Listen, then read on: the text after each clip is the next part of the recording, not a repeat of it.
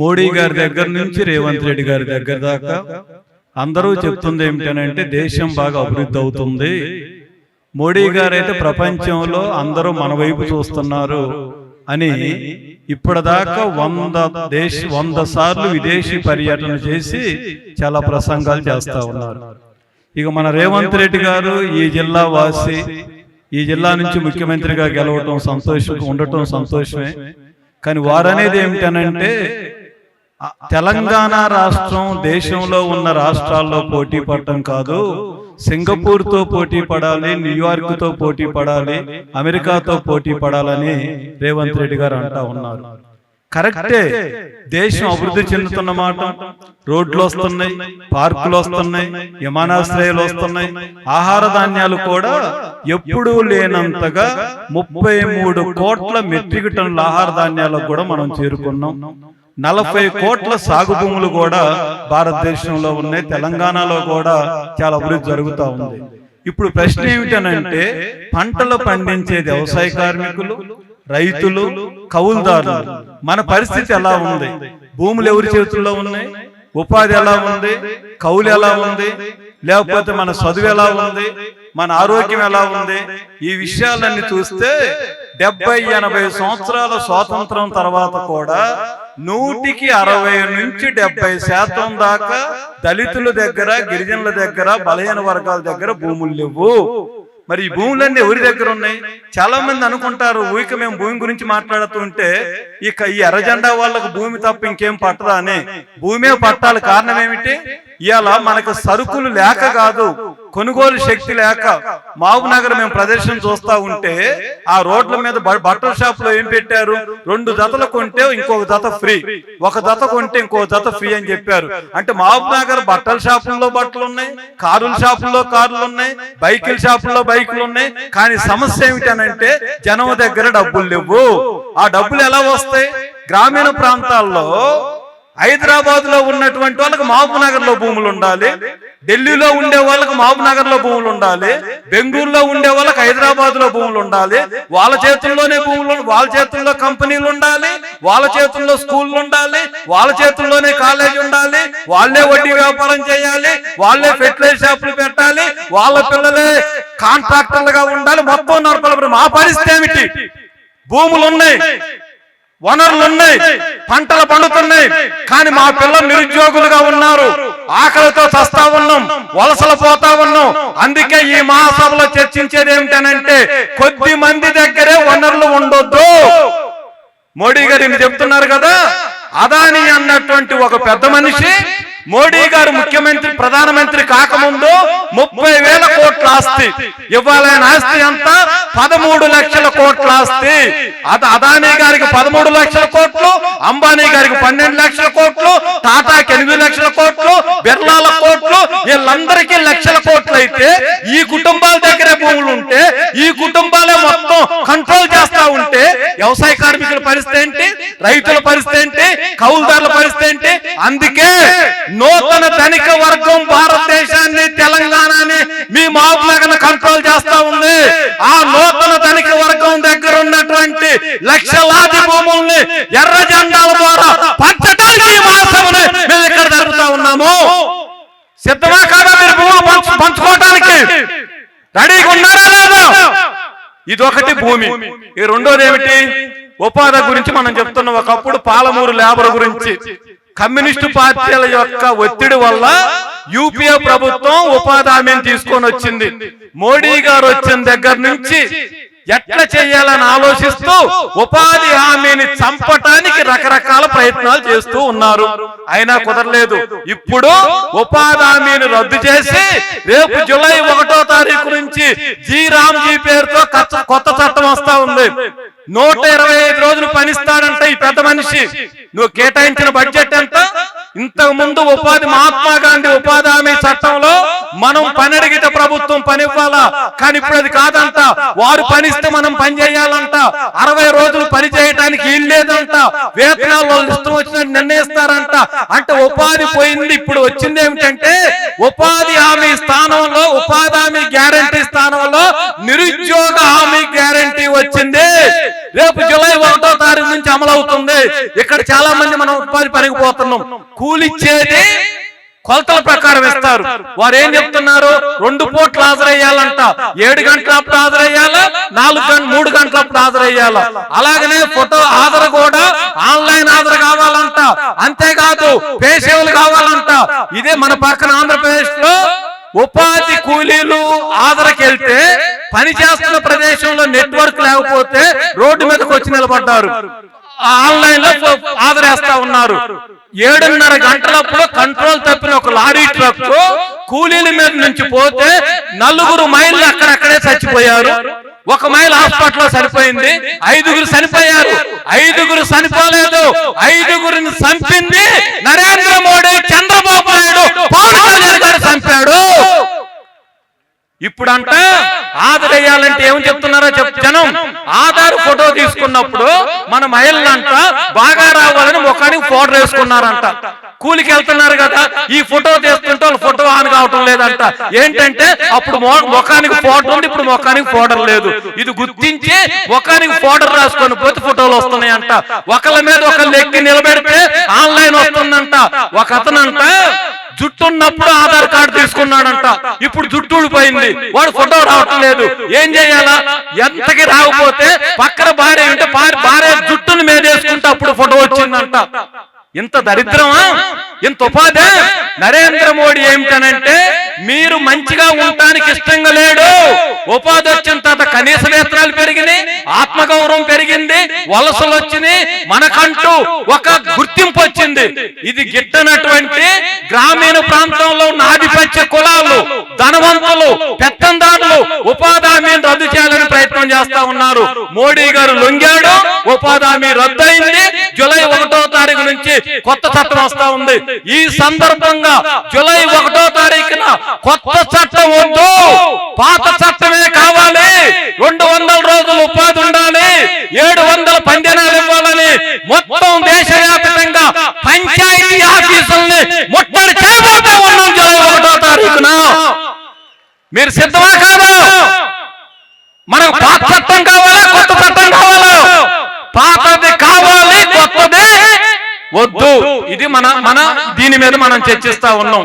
అట్లాగే ఎక్కడో మనం ఊర్లో అనుకుంటాం కదా, బాగా కండ పట్టినోడు, ఏ పని లేనోడు, బాగా మదవెక్కినోడు, దున్నపోతులాగా ఎర్రవీగేవాడు ఏమి చేస్తాడో మనకు తెలుసు. అలాంటి అమెరికా, ఇజ్రాయెల్ కలిపి ఇరాన్ మీద బాంబులు వేస్తున్నారు. ఇరాన్ మీద బాంబులు వేస్తే మనకేంటి అని ఒకప్పుడు అనుకున్నాం.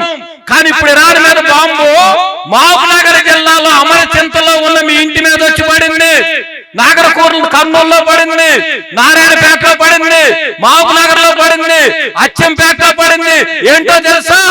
ఈ యుద్ధం వల్ల 60 రూపాయల గ్యాస్ మొదటిసారి పెరిగింది, మొన్న 29 రూపాయలు పెరిగింది. 2 కలిపితే ఎంత? 89 రూపాయలు మామూలు గ్యాస్ పెరిగింది. పెట్రోల్ ధర పెరిగింది, డీజిల్ ధర పెరిగింది, కిరోసిన్ ధర పెరిగింది. అన్ని ధరలు పెరిగిన తర్వాత కూరగాయల ధరలు, నిత్యావసర వస్తువుల ధరలు 30% దాకా పెరిగాయి. దీని మీద మన తెలంగాణలో ఒక చిన్న స్టోరీ ఒకటి ఉంది. ఒక మీలాంటి ఒక అతనంట పని కోసం వెళ్ళాడంట. భార్య చెప్పిందంట, ఇంట్లో ఏమి లేవు, చేసుకొచ్చే డబ్బులు ఖర్చు పెట్టబాకు, కూలి డబ్బులు అని అంటే సరే వెళ్ళిందంట. పైకి పోతే 500 వచ్చినాయంట. 500 తీసుకొని వస్తా ఉంటే ఆ దాంట్లో కొర్రమీన చేపలు కనిపించినాయి అంట. వీడు మనసు కొర్రమీన మీద పడ్డదంట. వాడు చెప్పాడంట, 3-4 కేజీలు ఉన్నాయి, 500కే ఇస్తానని చెప్పాడంట. 500లే కదా అని అనుకొని 500 ఇచ్చి 4 కేజీలు కొర్రమీన తీసుకొని వచ్చాడంట. ఇంటికి వచ్చి భార్యతో చెప్పాడంట, ఏమే ఇది 2000 కొర్రమీను, వాడు నాకు 500కే ఇచ్చాడు, మంచి రేటు, మంచిగా లాభం వచ్చిందంటే ఆ భార్య చెప్పిందంట, వారు నీకేం పోయే కాలం వచ్చింది, ఇంట్లో బియ్యం లేవు, ముందు వాటి నమ్మి బియ్యం తీసుకొని రమ్మని చెప్పిందంట. వాడు అమ్మాడు, బియ్యం తెచ్చాడంట. ఇంకోడు కొనుక్కున్నాడు, వాడి ఇంటికి వెళ్ళాడంట, ఏమే ఈ చేపలు 500కే వచ్చినాయి, నువ్వేం చేస్తావనంటే బాగా సగం ఫ్రిడ్జ్ లో పెట్టు, సగం వండి పెట్టమని చెప్పిందంట. అంటే ఆ భార్య చెప్పిందంట, నీకు 500 ఇచ్చింది గ్యాస్ కొనమని నీకు ఇస్తే ఈ కొర్రమీను కొనుక్కొని వచ్చినవేంటని ఆ భార్య అని తిడితే వాడు అమ్మిండంట. ఇంకోడు కొనుక్కోండంట, వాడింటికి వెళ్ళిండంట. ఆ భార్యతో చెప్తే మంచినీళ్ళు డబ్బులు ఇస్తున్నావు ఈ కొనుక్కొచ్చినవేంటని ఆమె అడిగిందంట. ఈ గొడవంత ఎందుకని వాడు బతుకున్న కొర్రమీను నీటిలో పడేశాడంట. నీటిలో పడేసిన దగ్గర నుంచి మొదలైంది. ఆ కొర్రమీను పైకొచ్చి కేసీఆర్ జిందాబాద్ అంటున్నాయంట. అరే కేసీఆర్ ఏంటి జిందాబాద్ ఏంటి వాడికి అర్థం కాలేదంట. మళ్ళీ పైకి వచ్చినాయి అంట. మళ్ళీ పైకి వచ్చి సోనియా గాంధీ మన్మోహన్ సింగ్ జిందాబాద్ అంటున్నాయంట. వీడికి అర్థం కాలేదంట. మళ్ళీ పైకి వచ్చి రేవంత్ రెడ్డి జిందాబాద్ అంటున్నాయంట. ఇక చివరికి పైకి వచ్చి నరేంద్ర మోడీ జిందాబాద్ అని బాగా వస్తున్నాయంట. ఈడు అడిగిందంట పైకి వస్తే, అమ్మ నేను కొన్నాను కదా, నన్ను జిందాబాద్ అనుకున్నా వాళ్ళని అంటున్నారంటే అప్పుడు ఆ కొర్రమేం చెప్పినాయి అంట, మాకు కూడా మనసు ఉంది, మాకు కూడా ఊపిరి ఉంది, మేము ఎందుకు బతికాము, మొదటోడి ఇంట్లో బియ్యం ఉన్నాయి అనుకో ఆడు కోసుకొని తినేవాళ్ళు, బియ్యం లేకపోవడం వల్ల మేము బతికాం. అలాగే ఇంకోటి ఇంట్లో గ్యాస్ ఉందనుకో ఆడ మిగిలే వాళ్ళం కాదు. మీ ఇంట్లో మంచి నూనె ఉంటే నువ్వేం చెప్పావు, మీ భార్యకి ఫ్రై చేయమని చెప్పావు, బాగా చేయమన్నావు. మంచి నూనె లేదు కాబట్టి ఫ్రై చేయలా. వాడి ఇంట్లో బియ్యం లేకపోవటానికి, నీ ఇంట్లో గ్యాస్ మంచి నూనె లేకపోవటానికి, ఇంకోటి ఇంట్లో గ్యాస్ లేకపోవటానికి ఆ 4-5 కలిసి రేట్లు పెంచారు కాబట్టి మేము బతికిపోయాం తప్ప నీ వల్ల కాదని చెప్పినంత చేపలు. ఇవాళ ఏంటి మన పరిస్థితి? ఉపాధి హామీకి పోతే ఆ డబ్బులు ధరలకు సరిపోవట్లేదు, కూలికి పోతే ఆ డబ్బులు ధరలకు సరిపోవటం లేదు. అందుకే మన డిమాండ్ ఏమిటనంటే 5 కేజీల బియ్యం ఇస్తున్నారు. 5 కేజీల బియ్యం ఇవ్వటం కాదు, కేరళ లాగా నిత్యావసర వస్తువులన్నీ రేషన్ కార్డు ద్వారా ఇవ్వాలని మాసాల మనం చర్చించబోతా ఉన్నాము. 5 కాదు 10 కేజీలు ఇవ్వాలని. ఇక చివరిగా రేవంత్ రెడ్డి గారు ఉన్నారు. కుర్రోడు, తక్కువ వయసులో ముఖ్యమంత్రి అయ్యాడు, బాగా మాట్లాడగలుగుతాడు. ఎంత మాట్లాడగలుగుతాడంటే ఇవాళ ఏం మాట్లాడతాడో, రేపేం మాట్లాడతాడో, ఎల్లుండి ఏం మాట్లాడతాడో తెలియకుండా కూడా మాట్లాడతాడు. ఈ మహబూబ్నగర్ లో రేవంత్ రెడ్డి గారు మాకు 1,00,00,000 కోట్ల బకాయి ఉన్నాడు, ఆ బకాయి ఎప్పుడు చెల్లిస్తామని అడగటానికి ఇక్కడ మీటింగ్ పెట్టాం. మీకు ఆశ్చర్యం కలిగిద్ది, తెలంగాణలో ఉన్న పేదలకి రేవంత్ రెడ్డి గారు 1,00,000 కోట్ల రూపాయలు అప్పున్నాడు. ఎట్లా? 40 లక్షల మంది పెన్షన్దారులు ఉన్నాం. మనకేం చెప్పాడు? కేసీఆర్ 2,000 ఇస్తున్నాడు, నేను ముఖ్యమంత్రి అయితే ఎన్ని వేలు ఇస్తున్నానని చెప్పాడు? 4,000 ఇస్తున్నాడా? 2.5 సంవత్సరాలు అవుతుంది. 2.5 సంవత్సరాల్లో ఒక్కొక్క పెన్షన్దారులకి 60,000 రూపాయలు, 60,000 ఇవ్వాలా?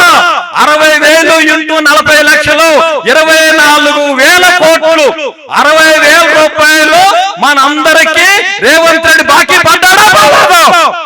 బాకీ పడ్డాడు, ఎప్పుడులోపు చెల్లిస్తావు. ఇదొకటి. రెండోది ఏంటి? ఆడోళ్ళు పాపం కేసీఆర్ అది ఇచ్చాను కదా, ఇది ఇచ్చాను కదా, నన్ను గెలిపించరా అని ఆయన ఊరేగాడు. కానీ మహిళలంతా ఊరేగాడు, చేయి పెడితే టాటా చెప్పాడేశారు, ఆయన ఇంటికి పంపించేశారు. ఎందుకు? ప్రతి మహిళకి 2,500 నెలకిస్తామని చెప్పాడు. చెప్పాడా చెప్పలేదా? చెప్పాడు. ఇస్తున్నాడా? ఇవ్వట్లా. అట్ట మహిళలు లెక్క తీస్తే 1 కోటి మందికి ఒక్కొక్క మహిళకి 75,000 రూపాయలు ఇవ్వాలా? 1 కోటి మందికి 75,000 కోట్లు అంటే పెన్షన్ గాని, లేదనుకుంటే ఈ ఆడవాళ్ళకి ఇచ్చే డబ్బులు గాని 2 కలిపితే 1,00,000 కోట్ల రూపాయలు రేవంత్ రెడ్డి గారు మనకు బకాయి ఉన్నాడు. ఉన్నాడా లేదో? గ్యారంటీ కదా. అందుకే ఇవాళ మహబూబ్నగర్ వచ్చాం. 3 రోజుల తర్వాత ఇంటికి పోతాం, 4 రోజులు టైం ఇస్తాం, 2 నెలలు టైం ఇస్తాం. నువ్వు మా ఇంటికి వచ్చి డబ్బులు ఇస్తావా లేదా? ఈ డబ్బులు వసూలు చేసుకోవటానికి పెన్షన్ డబ్బులు, ఆడవాళ్ళ డబ్బులు, వ్యవసాయ కార్మికుల డబ్బులు ఇవన్నీ వసూలు చేసుకోవటానికి హైదరాబాద్ నీ ఇంటికే మేము వస్తాము. ముఖ్యమంత్రి గారు హైదరాబాద్ ను ముట్టడి చేస్తాము. ఇది చేయటానికి ఇక్కడికి వచ్చాం. అందుకే ఏదో మిమ్మల్ని అందరిని పిలిచింది 4 మాటలు చెప్పటానికో, ఇంటికి పంపటానికో ఇవన్నీ ఉంటాయి. మన పరిస్థితి ఎట్లుంటుంది? ఎన్నికలు అప్పటిదాకా బాగింటాం. ఎన్నికలైంది వాడేమంటున్నాడు? 3,000 తీసుకొని ఓటేసాడు వాడు అంటున్నాడు. కాబట్టి మిత్రులారా, ఈ రోజు వ్యవసాయ కార్మికులకి భూమి లేదు, ఇల్లు లేదు, ఉపాధి లేదు, అంటరానితనం ఉంది. కూలి రేట్లు 400-500 కూడా రావటం లేదు. కేరళలో ఎర్ర జెండా ఓడిపోవచ్చు, కానీ ఎర్ర జెండా అధికారంలో ఉన్నప్పుడు కేరళలో వ్యవసాయ కార్మికులకి రోజుకి దేశంలో 1,000 రూపాయలు కూలిచ్చినటువంటి ఏకైక రాష్ట్రం రాష్ట్రం కేరళనే. దళితుల దేవాలయాల్లోకి రాకపోతే దళిత పూజారులు నియమించింది కేరళలోనే. ఇవాళ దళితుల మీద దాడి జరుగుతున్నాయి, ఇక్కడ మహిళల మీద దాడి జరుగుతూ ఉన్నాయి. ఇక చివరికి ఒక్క మాట చెప్పి ముగిస్తాను.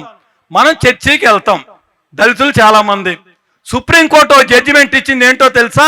దళితుల గినక ఎవరన్నా చర్చికి వెళితే వాళ్ళ రిజర్వేషన్ పోద్ది. ఏమి మేము చర్చికి వెళ్ళటానికి నీ రిజర్వేషన్కి ఏం సంబంధం? మేము దేవాలయాలకు వెళ్ళటానికి మీ రిజర్వేషన్కి ఏం సంబంధం? మేము మసీదుకి వెళ్ళటానికి నీ రిజర్వేషన్కి ఏం సంబంధం? అంటే ఆధిపత్య కులాలు ఏ మతంలోనే వెళ్ళొచ్చు, ఎస్సీలు మాత్రం హిందూ మతంలోనే ఉంటేనే రిజర్వేషన్.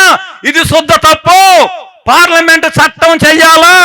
ఏ మతంలో ఉన్నా రిజర్వేషన్లకు సంబంధం ఉండకూడదు. రేపు ఎస్సీ రిజర్వేషన్లు పోతాయి, ఎస్టీ రిజర్వేషన్లు పోతాయి, బీసీ రిజర్వేషన్లు పోతాయి, మహిళా రిజర్వేషన్లు పోతాయి. అన్ని రిజర్వేషన్లు రద్దయ్యే ప్రమాదం ఉంది. కాబట్టి మతానికి రిజర్వేషన్లకు సంబంధం ఉండకూడదని కూడా మనం డిమాండ్ చేస్తా ఉన్నాం. అందువల్ల మిత్రులారా, మరోసారి ఈ మహబూబ్ నగర్ లో ఇంత గట్టిగా ఇంత వేల సంఖ్యలో వచ్చిన మీకు అందరికి ఇచ్చే ఒకే ఒక హామీ ఏమిటంటే, ఏ జెండా అయినా మోసం చేయొచ్చు, వ్యవసాయ కార్మిక సంఘం ఎర్ర జెండా మోసం చేయదు, మీతో ఉంటుంది, మీతో కలిసి ఉంటుంది, పోరాటం చేస్తుంది అని తెలియజేస్తూ ఇంత గొప్ప ఆదరణ ఇచ్చినటువంటి ఆహ్వాన సంఘానికి, మహబూబ్ నగర్ వాసులకి, ఇతర ప్రజా సంఘాలకి పేరు పేరున ధన్యవాదాలు చేస్తూ సెలవు. నమస్కారం మిత్రులారా.